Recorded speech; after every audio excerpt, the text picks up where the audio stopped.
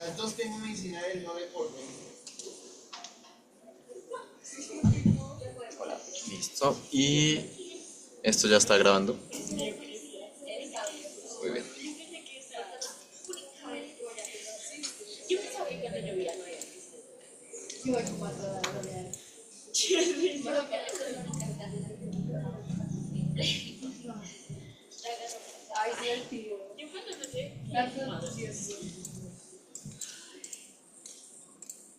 Bueno, entonces pues empecemos.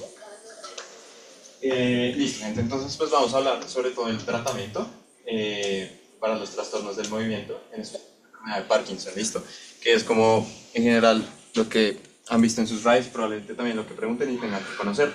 Sin embargo, en esta tutoría yo quiero dejarles como una noción de varias cosas. Primero quería repasar realmente que toda la parte del movimiento extrapiramidal quedara claro, porque aunque a un PCM de esto y aunque a un MLC de esto, y pues la idea es que quede más claro porque sé que es un tema un poco complicado. Lo segundo es que quede claro de boca, de boca a cardiólogo. Pero de últimas, lo que necesito es que entiendan algo muy interesante sobre los trastornos del movimiento y sobre todo la enfermedad de Parkinson, que ya lo vamos a discutir. Ustedes en urgencias pueden diagnosticar un infarto. Me refiero, viene un paciente que le duele, ¿cierto?, el brazo, entonces se eleva troponinas, le toman un electrocardiograma, eleva el ST, bueno, etcétera. ¿Listo? Ustedes pueden hacer un diagnóstico. En trastornos del movimiento lo pueden hacer, pero no inmediatamente, sino incluso en un plazo de hasta 5 años, como sucede en enfermedad de Parkinson.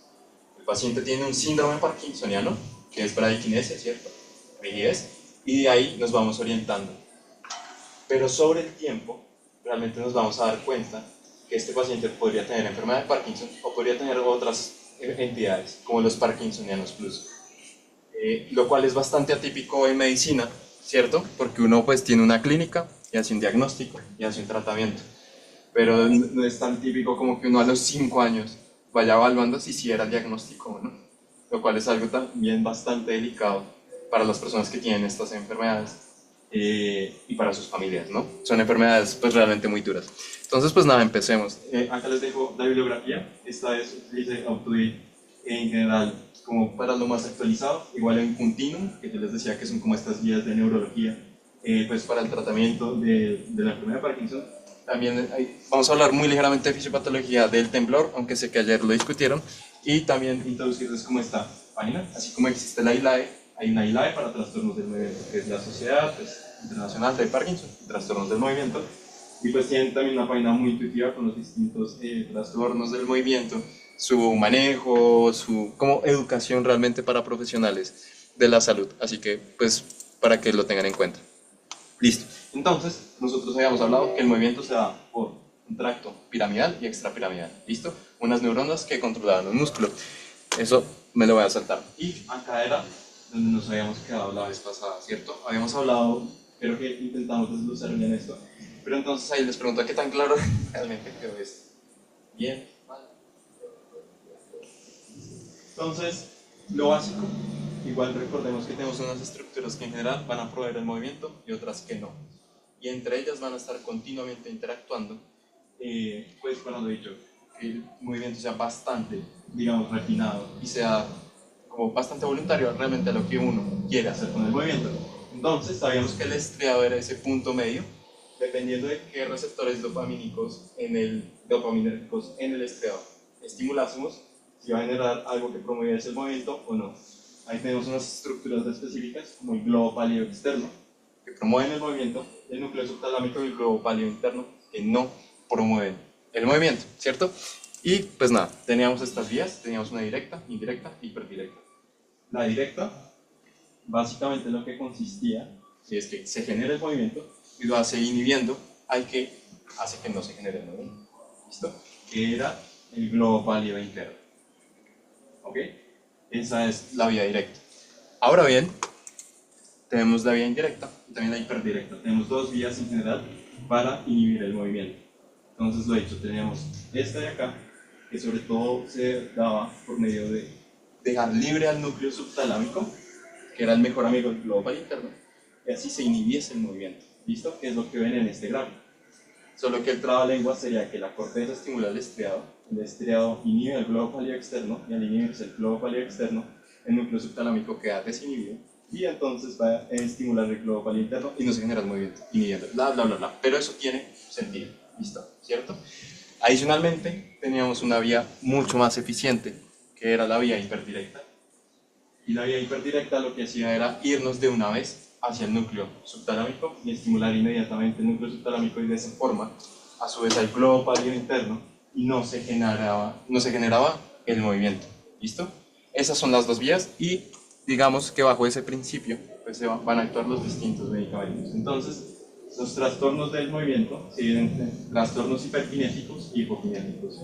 El hiper, evidentemente, que se mueven más, y hipokinéticos, que se mueven menos.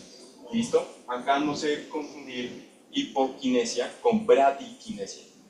La bradiquinesia se va a referir en específico es a la amplitud del movimiento. No que el movimiento sea más lento, sino que su amplitud en general sea más lenta. ¿Listo? Son como esas dos diferencias, por si les llegan a preguntar cuál es la diferencia entre hipoquinesia y bradiquinesia. La bradiquinesia se refiere a la amplitud del movimiento. En específico, la enfermedad de Parkinson o los síndromes parkinsonianos, si bien hacen parte de estos trastornos en los cuales los pacientes en general se están moviendo menos, en específico su amplitud de movimiento es menor. ¿Listo? Entonces, acá lo importante que quieran que tengan en cuenta es ese abordaje diagnóstico para que se haga un abordaje terapéutico. Lo que uno debe determinar, más que si el paciente tiene enfermedad de Parkinson, es si tiene un síndrome parkinsoniano.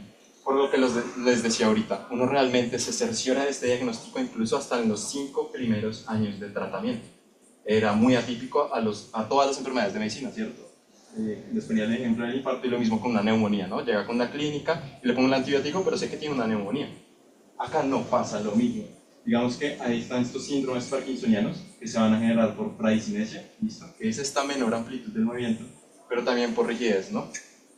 Y asociado a ello, tenemos varias entidades con sus características particulares, que ayer lo vieron muy bien con Laura. La más famosa es la enfermedad de Parkinson. Pero ahí tenemos estas dos, y realmente pues, es otra que tenemos por acá, que es la degeneración córtico-basal, que van a tener unas características muy similares, pero sobre todo van a tener una progresión mucho peor y no van a responder a la levodopa-carbidopa. Solo que esto yo no lo sé inmediatamente, sino se sabe con respecto al tiempo. Si va pasando el tiempo y yo voy viendo que el paciente realmente no mejora, y voy empezando a pensar, valga la redundancia, en otros trastornos, como la parálisis supranuclear progresiva y la atrofia de múltiples sistemas. Algo muy interesante es que la parálisis supranuclear progresiva, igual, ayer lo veían muy bien con Laura, pues tenía unas características muy específicas, pero curiosamente estos pacientes se tienden a caer, digamos, al principio de la enfermedad con una mayor recurrencia que las otras, y se van a caer, de hecho, hacia...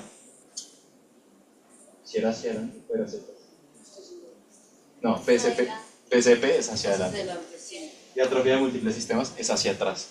Eso es una característica bastante interesante, porque se ayudan, o sea, evidentemente tienen una clínica muy particular y todo, pero como que ese insight es interesante. Lo otro es la degeneración córtico-basal, que va a tener este fenómeno de la mano alienígena, y es que no reconocen una extremidad como propia.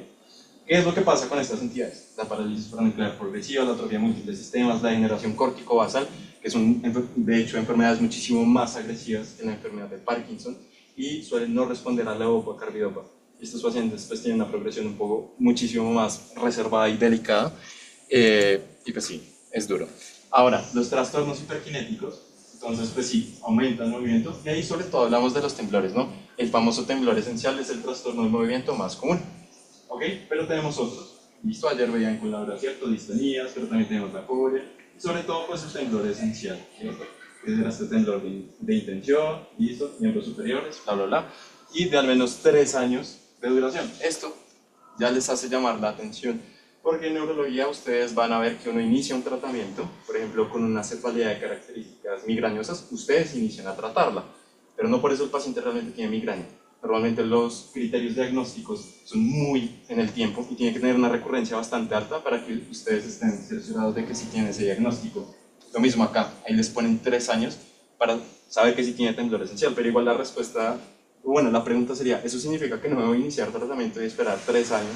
No, sí se inicia el tratamiento, pero entiendan que eso podría cambiar conforme el tiempo, y de ahí de la dificultad de esta especialidad, pienso yo, versus otras, realmente. Yo pienso que esa es la dificultad que tiene esto. Entonces, la fisiopatología, pues en general del Parkinson, bueno, ¿qué estructura era la que se afectaba? Las sustancias. Las sustancias. Claro. Eso es lo más importante, pero realmente ustedes veían que ayer que esto tiene unos síntomas autonómicos muy predominantes, ¿no? La constipación, ¿cierto? La disfagia, bueno, y más cosas van a suceder, y lo que pasa es que no solamente es la dopamina la que se afecta, no solamente es la dopamina que se afecta en esta enfermedad, sino son otros neurotransmisores importantes, como la serotonina. Eso da como una explicación razonable a por qué hay depresión en estos pacientes. Y también la acetilcolina, lo que implica porque hay unos síntomas autonómicos bastante predominantes en la enfermedad. ¿Listo? Ahora algo importante es que, si bien nuestros ganglios basales o núcleos de la base, como los del globo pálido interno, externo y también núcleo subtalámico, uno, pues, siempre hemos hablado de funciones motoras, pero no solamente tienen funciones motoras, sino tienen otras. Por ejemplo, la límbica, que se asocia a todo el sistema de emociones, pero también de asociación. Entonces eso nos va explicando por qué la alteración cognitiva, o sea, por qué realmente la enfermedad o pues condición realmente tiene un espectro muy grande de síntomas, y porque en su mayoría de hecho los síntomas no son motores, solo que lo que uno más lo guía evidentemente sí es la parte motora. Entonces yo quería que se llevaran como esa parte, ¿listo? Entonces lo que realmente sucede es como varias enfermedades neurodegenerativas. Esto acá es un espectro bastante grande sobre por qué el cerebro envejece y cómo envejece, asociado a qué el cerebro envejece. Entonces, realmente se lo van a encontrar mucho en otras enfermedades neurodegenerativas, pero todo tiene que ver, las pistas que tenemos sobre todo son como las proteínas estructurales celulares, con unas salvedades, como por ejemplo en esclerosis lateral amiotrófica, que realmente hay una alteración, bueno, realmente no se sabe por qué pasa, pero los radicales libres de oxígeno son como la causa principal, ¿listo? En este caso, lo que tenemos son sobre todo agregados de alfa-sinucleína. Entonces, bueno, como lo ven acá, en estas imágenes, lo que realmente van a identificar van a ser los cuerpos de Lewy.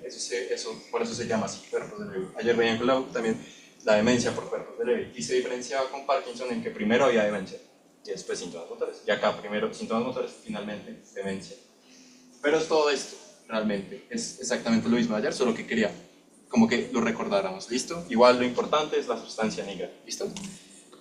Y el temblor, pues el temblor en parte sí se sabe, una parte muy relevante es que hay una alteración del globo pálido interno, pero miren cómo es este circuito del árbol. Vemos acá el tálamo, ¿sí? Vemos la corteza motora, pero también vemos el cerebelo.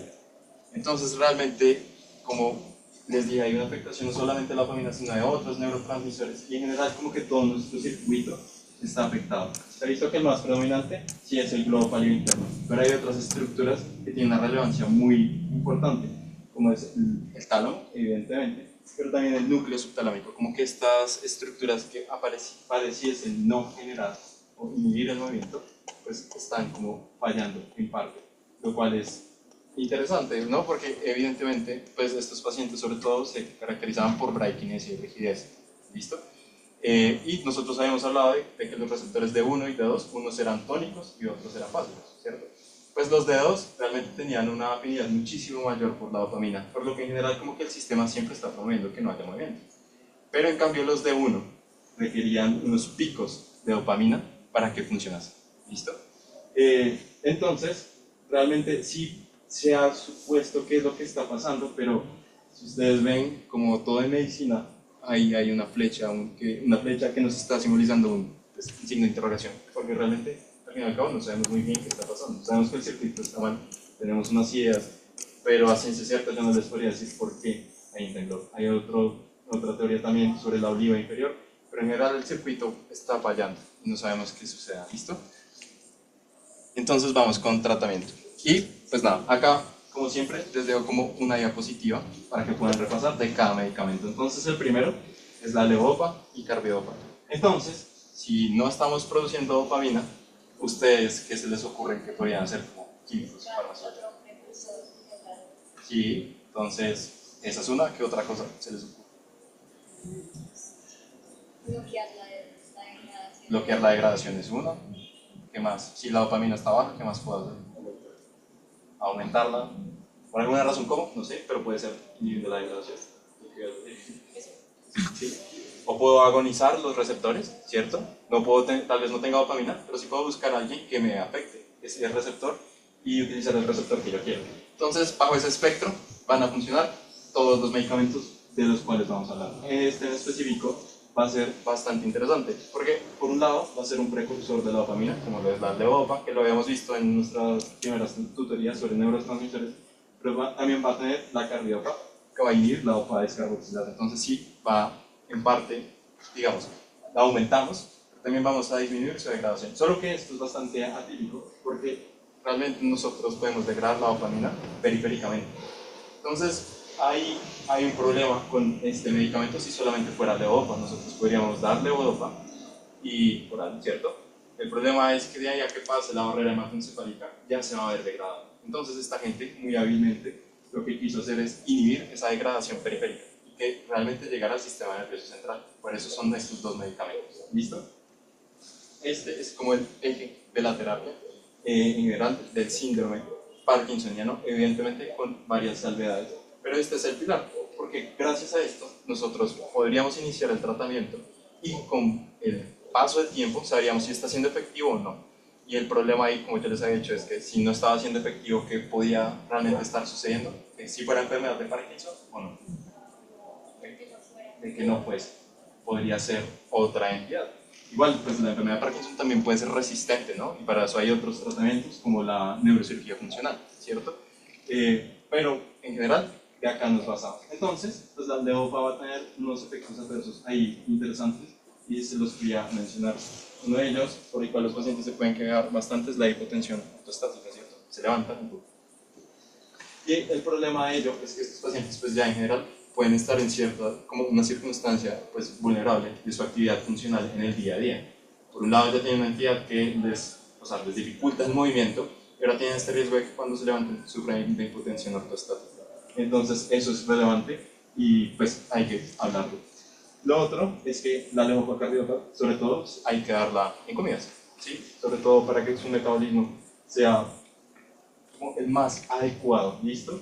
Y como les había dicho, sobre todo nos vamos a enfocar en la enfermedad de Parkinson con la levodopa. Ahorita ya les voy a hablar cómo vamos haciendo ese paso a paso, pero eso es lo más importante. Ahora la segunda opción es, listo, no tengo dopamina, pero lo que puedo hacer es agonizar los receptores. Entonces, ahí hay una clasificación como los del ergot y los del no ergot. Y básicamente los más importantes son los que no son del ergot, porque estos van a ser más específicos a los receptores que queremos, o sea, que se peguen realmente, porque tenemos muchos receptores de dopamina en el cuerpo, ¿no? Realmente, cuando uno habla de receptores de 1 y de 2, está hablando de familia de 1 y de 2, ¿cierto? El de 1 era de 5 y el de 3 de 4. ¿Listo? Y hay muchísimos realmente en todo el cuerpo, no únicamente en el sistema nervioso central. Entonces, por eso se utilizan sobre todo estos de ergot, ¿listo? Y básicamente van a actuar pues, en el estriado, ¿cierto? Porque era en nuestra cadena, que lo vimos al principio, que estaban los receptores de 1 y de 2 realmente donde actuaban, ¿listo? Y va a tener unos efectos adversos, de hecho, muy similares a la levodopa y carbidopa, y tiene sentido porque se está utilizando, o sea, realmente se está efectuando la dopamina en el cuerpo. Uno de los más importantes, de nuevo, es de hipotensión ortostática, pero también pueden generar una especie de síndrome de abstinencia. Realmente, normalmente estos medicamentos se utilizan sobre todo como en pacientes jóvenes, pero también como terapia ayudante. Entonces uno va escalando la terapia, como que el pilar es levodopa carbidopa, pero después se va ayudando de estos de acá. ¿Listo? Los más importantes son estos, como el rotivinol, son los más usados, o los parches de rotibutina también han venido cogiendo bastante fuerza porque se ponen los parches y pues pueden mejorar, pues ustedes que se imaginarán, ¿no? Esa rigidez que están teniendo los pacientes. Entonces realmente son bastante útiles por ello, pero no los vamos a dar solos, normalmente son acompañados de levodopa y carbidopa. Lo otro, entonces, era inhibir esa degradación, excelente, que son unos medicamentos un poco más antiguos, que son los inhibidores de la monoamina oxidasa, que también lo habíamos visto en toda la parte de neurotransmisores. Y ella va a ser uno de los medicamentos de los primeros, más antiguos, pero recuerden que normalmente lo que suele suceder con estos medicamentos antiguos es que al principio no eran tan específicos o podían ser muy agresivos, y ese es un problema para los efectos adversos. ¿Listo? Y si es un problema en efectos adversos, es un problema en la tolerancia a los pacientes con estos medicamentos. Entonces tienen unos efectos adversos bastante peculiares, pero sobre todo eran las disquinesias. La levodopa cardíopa también puede generar disquinesias, y son pues estos realmente alteraciones del movimiento asociadas al uso del medicamento, y pueden ser bastante molestos, solo que en la MAO son muchísimo más como prominentes. También ahí les puse que son peligrosos porque, pues lo he dicho, la dopamina en general, ¿saben en qué más puede actuar? Aparte. En los receptores que son para, por decirlo así, patrones conductuales de la persona. Entonces, Sí, el sistema límbico, en ese sentido. Recompensa. ¿Listo? ¿Y será que actúa más allá de solo el sistema nervioso central? Bueno, es una pregunta evidentemente engañosa porque los principales son los beta, ¿cierto? Los receptores beta o los receptores alfa. Pero como que los receptores de dopamina pues sí que están en varios sitios y pueden tener ciertas alteraciones como autonómicas en cierto grado. Y el problema con la MAO es que pues puede inhibir esa degradación de una manera bastante abrupta y aumenta muchísimo la dopamina y vemos ciertos síntomas autonómicos que no queremos. Y con autonómicos me puedo referir como a cosas cardíacas, ¿no? Sobre todo que es las cosas que queremos evitar. Entonces pues en general aún los tenemos en nuestro, digamos, arsenal terapéutico, pero no son nuestra primera elección, ¿listo? Si bien se puede combinar, pues, por ejemplo, la disquinesia que ya lo causa la levodopa cardíopa, pues tendríamos un riesgo muchísimo mayor. Entonces, por eso cada vez se van utilizando menos, pero pues ahí los tenemos, ¿ok? Listo. Otro son los antagonistas de canales de NMDA, sobre todo la amantaína. Y lo que va a hacer bloquear los canales de NMDA. ¿Por qué va a funcionar esto en trastornos del movimiento? ¿Alguna hipótesis? ¿Alguna hipótesis? Pues disminuye la transmisión en general. ¿Disminuye qué? La transmisión en general. Disminuye la transmisión en general. ¿De qué? Energía, agua. Pues sí, en general pues de glutamato, ¿cierto? Pero ¿qué tiene que ver con el glutamato?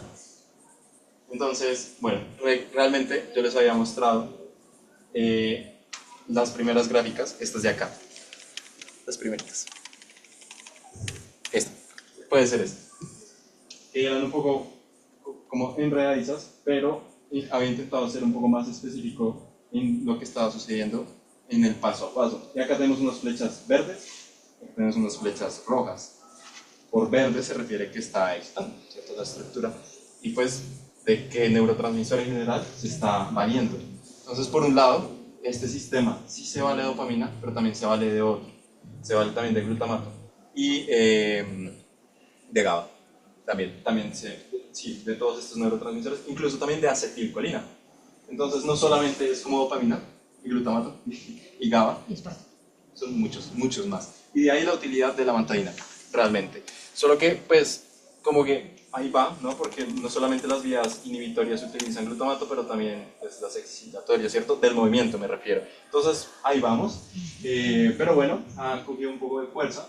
Realmente se utiliza sobre todo a terapia de corto plazo. Es muy interesante en las crisis asimétricas, cuando no se genera por ningún motivo el movimiento. Ha tenido como una acogida bastante importante para que lo tengan en cuenta. Pero es verdad, ese mecanismo está bastante exótico y por estudio. Acá les traje lo último de ella. Se está estudiando bastante que la amantaína generará edema corneal y pues al parecer sí lo está causando, para que lo tengan en cuenta porque va a ser sin efecto. Okay.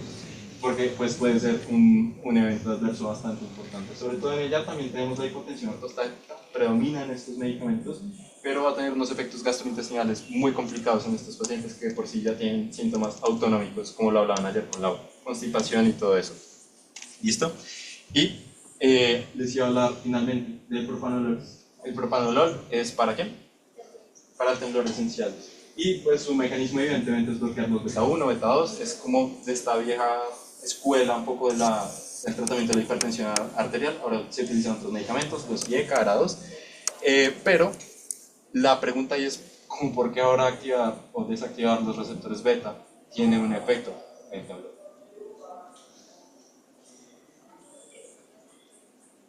Sí, son receptores, pero ¿dónde están? O sea, esta gente normalmente está en el corazón, ¿sí? ¿Sí? El metoprolol y todo eso, ok. Pero ¿qué tiene que ver con el movimiento? Estamos hablando de dopamina. ¿Se les ocurre algo?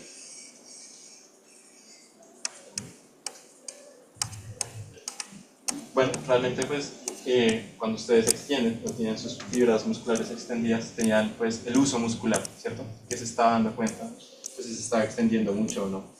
Y toda esa maquinaria son los que tienen los receptores beta. Y por eso bloquearlos a ellos ha disminuido el temblor, lo cual es bastante interesante sobre la fisiopatología del temblor esencial. Porque si bien digamos que hay una asociación sobre todo de que el tálamo es el que está afectado, y sí, también hay receptores beta en el tálamo y también se benefician de este efecto, pero también en la fibra muscular tenemos receptores beta y de hecho son los que funcionan, lo cual pues, es bastante interesante hablar de propanolol en neurología. Pero bueno, para que lo sepan y por si les llegan a preguntar. ¿Listo? Entonces, pues este es en general el resumen. Pero era básicamente todo lo que estamos hablando. Acá lo que vemos es nuestra neurona presináptica o sináptica, vemos la dopamina. Entonces vemos los distintos medicamentos que van actuando, ¿no? Vemos los precursores, como lo era la levodopa, pero también vemos los que están inhibiendo la degradación de la dopamina. ¿Listo? Eso es como lo más importante, se los dejo ahí para que lo revisen. Listo. Entonces, esto era como lo que más me interesaba, o sea, que llegásemos.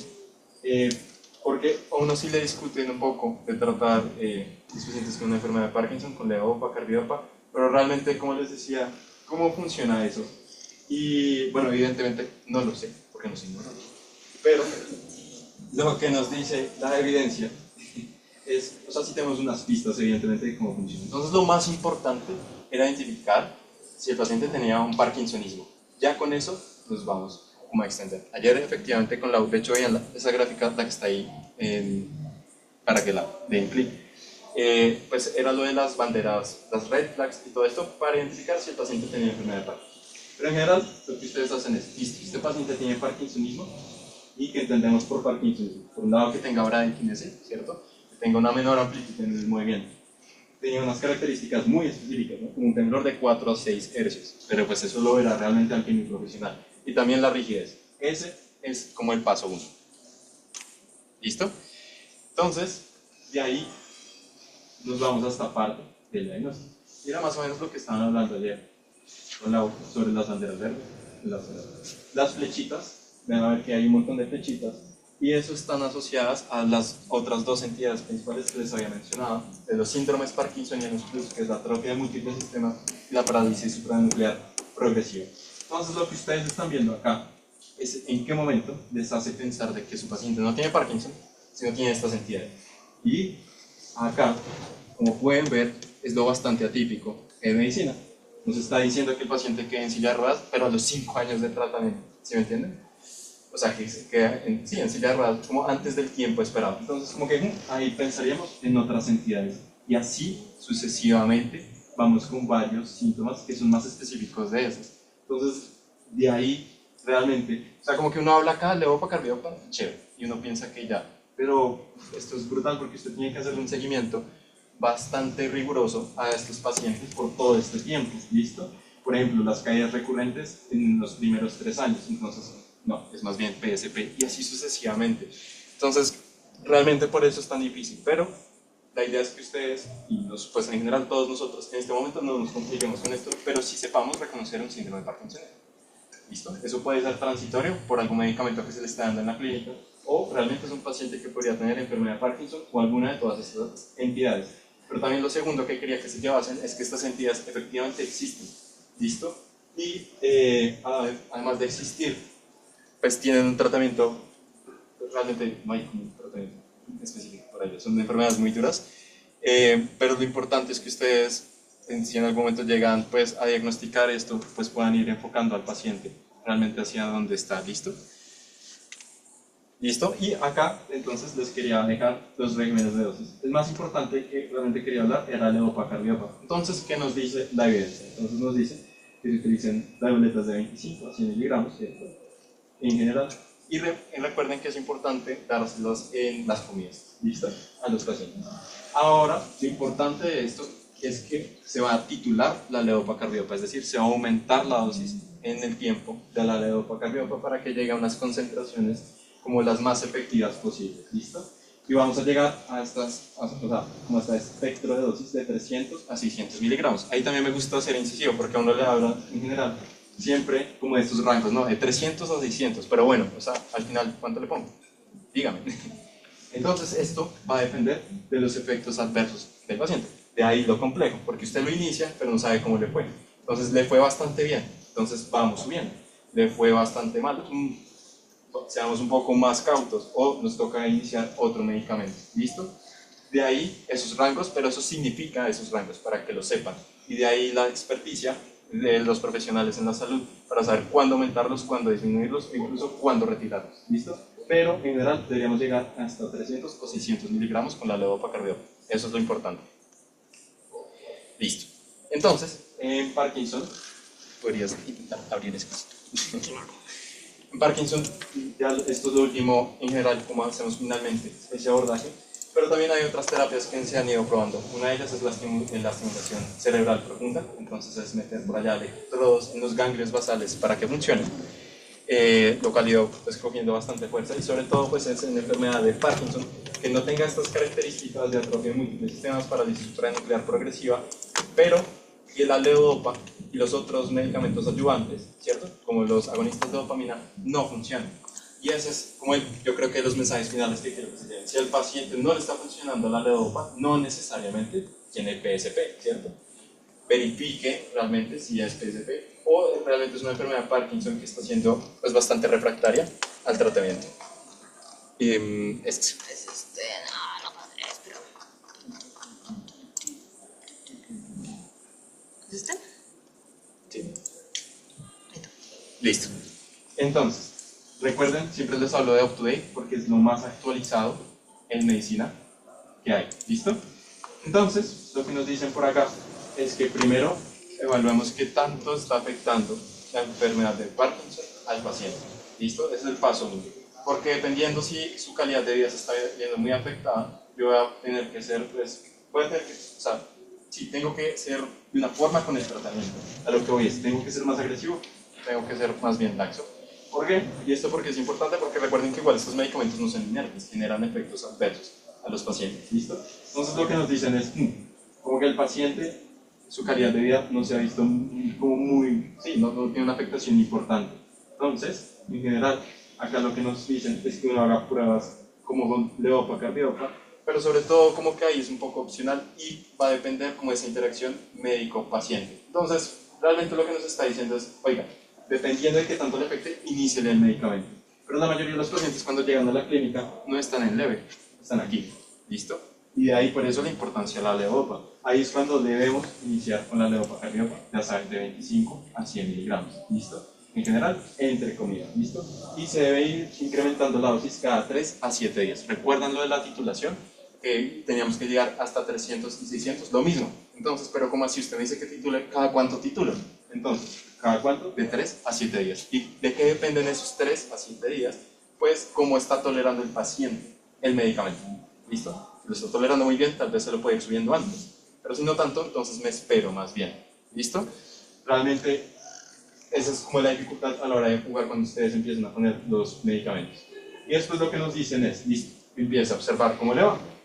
Entonces la primera pregunta es, listo, como que al principio está teniendo un buen efecto y lo está tolerando bien, entonces tenemos un camino, que puede ser sí, también puede haber un camino que diga no, listo. Acá es muy interesante, yo quise referir a UpToDate, muy curioso. Sí, no tengo ni idea por qué pusieran eso ahí, pero básicamente lo que les están hablando es que estos medicamentos pues igual pueden causar la disquinesia, ¿cierto? Y la disquinesia es un efecto adverso de la levodopa-carbidopa. Entonces, pues claro, estamos intentando que aumente, bueno, más bien disminuir la rigidez, vayámonos por ahí, ¿cierto? Que aumente como el movimiento de estos pacientes. Entonces, pues, ¿cuál se imaginan que puede ser el efecto adverso de eso? Que se genere mucho o poquito movimiento. Mucho. Mucho. Entonces, a eso se asocian las diskinesias, pero igual ahí hay un rango entre mucho y poco. ¿Listo? Entonces, eso es lo que se están refiriendo. Entonces les dicen, oiga, si empezaron a haber problemas asociados a la diskinesia, venga a nosotros, pero es para que consulte el tratamiento de las diskinesias. ¿Listo? Muy humildes ellos. Lo siguiente es listo. Le fue bien al paciente, entonces usted en general siga aumentando hasta que llegue a las dosis esperadas, que eran 300 a 600 miligramos. Y básicamente es ese como el abordaje inicial, ¿listo? Por si algún día lo ven, nos cuentan, porque no lo hemos visto, realmente. ¿Listo? Y los siguientes pasos es identificar si el paciente es refractario a la terapia. Y ahí pues tenemos distintas opciones, ¿no? Desde opciones quirúrgicas o otras. ¿Listo? La idea es que mientras va pasando esto, ustedes logren identificar como esos signos de que no podría ser enfermedad de Parkinson. Sí, es lo más importante que yo quiero que se lleven. Esto no es para el examen, sino para la vida. ¿En qué momento? Son estas entidades. ¿Listo? Ayer igual con la vieron la clínica, vieron que también que tenían unos signos radiológicos bastante particulares, pero no es lo más común. Realmente no es lo más común. Pero entonces, ojalá que no se les pase, porque pues, sí, podrían cambiar sus conductas, ¿no? Ahí no sería necesario tal vez darle levodopa-cardiopa, exponer a un paciente a esos efectos adversos. ¿Ok? Es realmente la importancia de ser bastante integral en estas decisiones. Y ya. Voy a decir una cosa. Sí, claro. Aquí, ahí. Cuando Omar dice, o sea, cuando aparece esto quiere decir que de carbidopa tengo 25 miligramos y esto que de levodopa tengo 100 miligramos, porque está asociado con el nombre, ¿listo? Para que no se vayan a confundir, a veces aparece carbidopa, levodopa, a veces levodopa, carbidopa, entonces tienen que confirmar qué medicamento va primero y ese medicamento es el asociado al gramaje que hay. Sí, Para que no se lo les mismo de vaya la a caja, de la casa comercial, ¿no? Porque pues, les dice primero levodopa-cardiopa. Y lo de PSP, las caídas sí son para atrás. ¿Sí? Sí. Ah, muy bien. Sí, son como esos datos importantes para tenerlo en cuenta. Y pues ya, realmente es eso. La otra semana nos vamos a ver entonces con cefaleas. Cefaleas, de hecho, tienen algo muy similar porque van a haber patrones migrañosos. Y realmente para hablar del diagnóstico de una cefalea migrañosa, como que lleva su tiempo, pero no por eso no significa que no tratemos a los pacientes. ¿Listo? Entonces, pues sí, interesante. Y ¿qué sobre el MRC, que recuerdan que les habíamos comentado que vamos a hacer simulacros, les estamos contando cuándo se van a hacer para que se mentalicen para eso. ¿Listos? más? Gracias. Amazing. Adiós, amigos. Chao, Tommy, Chandler. Ya está. ¿Verdad? Sí, ya. ¿Lo conviertes?